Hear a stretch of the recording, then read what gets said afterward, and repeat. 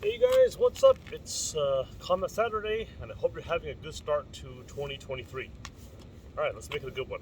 Okay, so today what we're looking at is shifting, and this is an old school boxing technique. All right, something you don't see a lot of much now. It was made really famous by a guy, Bob Fitzsimmons.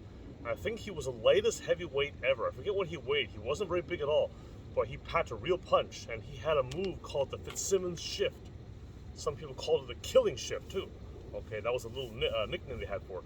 Okay, and what it involves basically is you're changing leads. All right, so most people are usually you're either Orthodox, which means left leg forward, or Southpaw, which is right leg forward. Okay, so if you're right-handed, generally speaking, your power hand is behind you, and then there you go, power hand, power leg. And if you're Southpaw, like me, I'm a lefty, then I'm here with my left hand behind me. Okay, so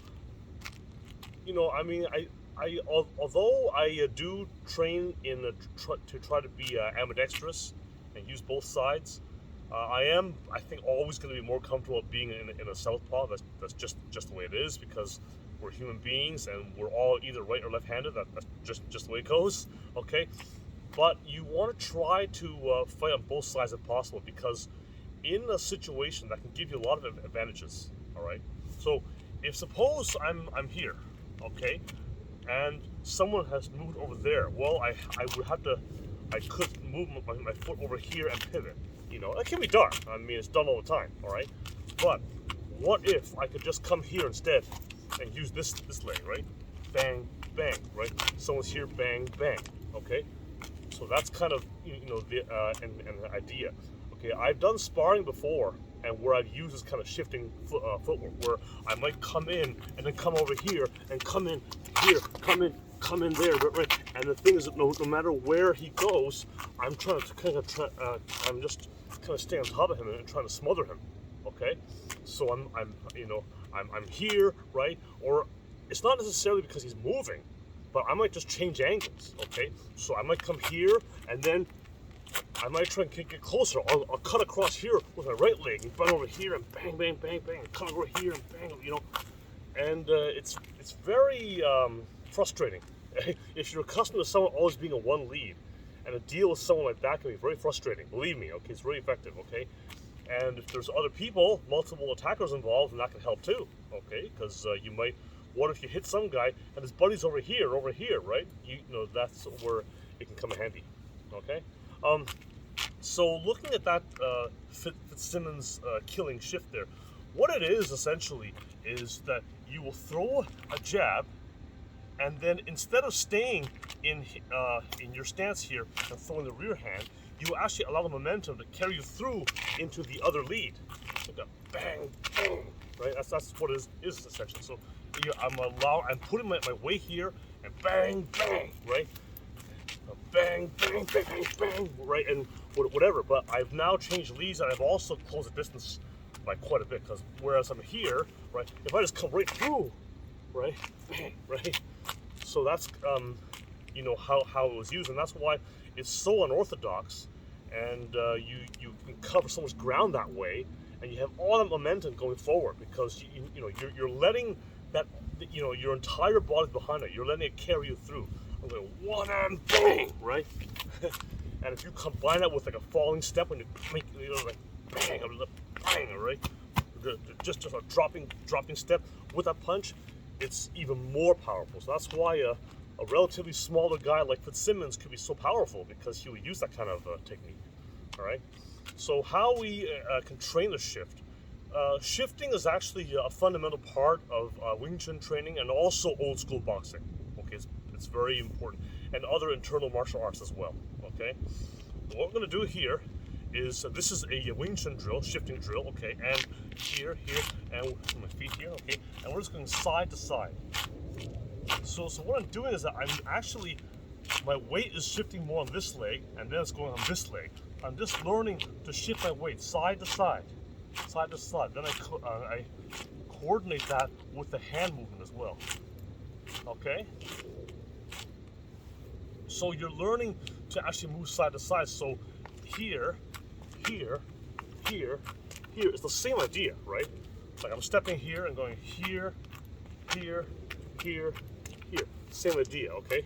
So that's how you would train it in a practical way, okay? So just like here, and then right away, straight line, straight line, straight line, okay?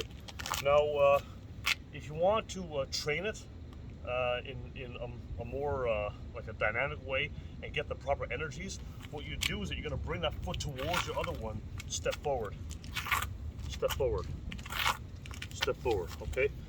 And why you're doing that is because you learn to shift, you transfer your weight fully onto that supporting foot. So I'm bringing my foot here and there, bringing my foot here, bringing my foot here, okay? So if you were to do that in a very you know, traditional drill, it is something like tanda, tanda, tanda, right? You can go backwards too, okay? Because maybe I might come here, I go back that way, right? I might come here, okay? Something comes in here, I don't want to deal with it. Bang, here. Now I'm see, I'm right forward here. Now I'm left forward here, and now I can fire back, okay? So you see, so that's basically how you would train it, okay? You would go like 1, 2, 3, then you go 1, 2, 3, like that. See, so go forwards and backwards. That way you're learning to go forwards and backwards, okay? But in a real situation, you probably wouldn't bring it in all the way like that. You would just step from right where you are. But after doing this for so many times, you would know that feeling of transferring the weight and stuff, so you would just kind of go right from where you are, okay? And that's the shifting footwork, okay? Changing leads, okay? It's a very, you know,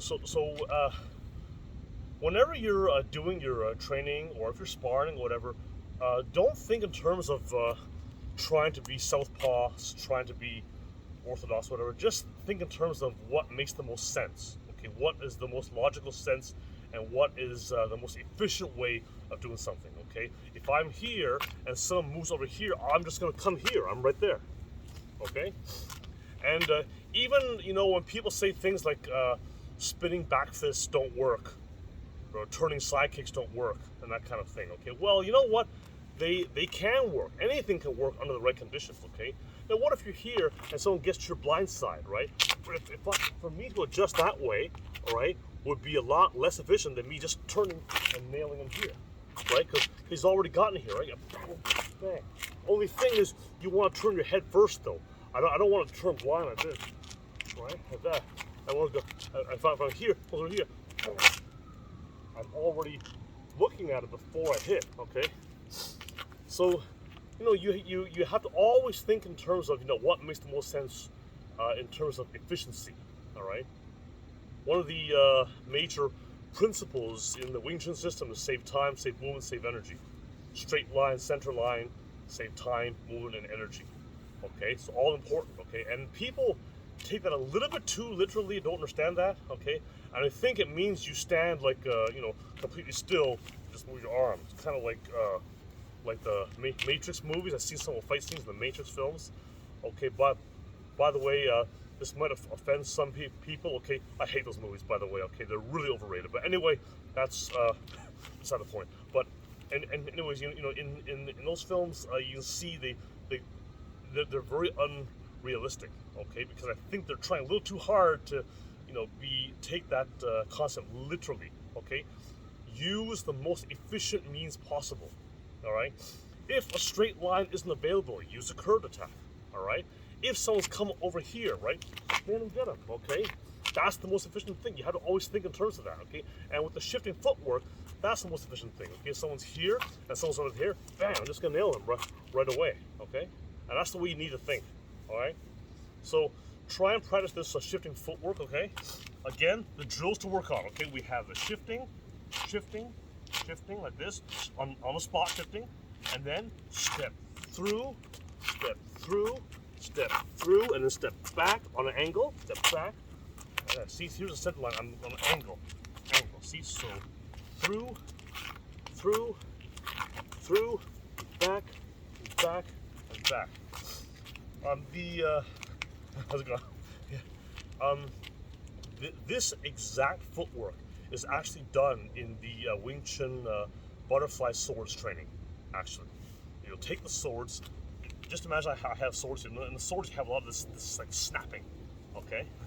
Because the sword goes out and so I will go 1, 2, 3, 4, and then I'll do this jump style. Then I'll go again. Other side 1, 2, 3, 4, and then jump style. And then I go 1, 2, 3, 4, 1, 2, 3, 4.